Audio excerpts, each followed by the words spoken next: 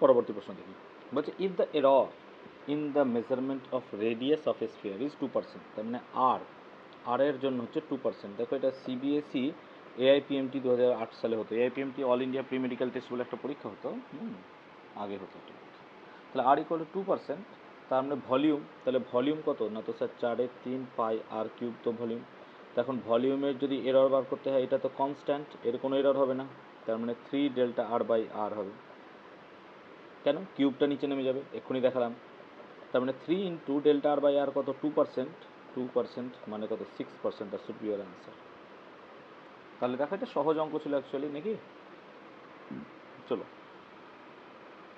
তারপরটা, the density of a cube is measured by measuring its mass and length. এবার বলছে maximum error in the measurement of mass and length R.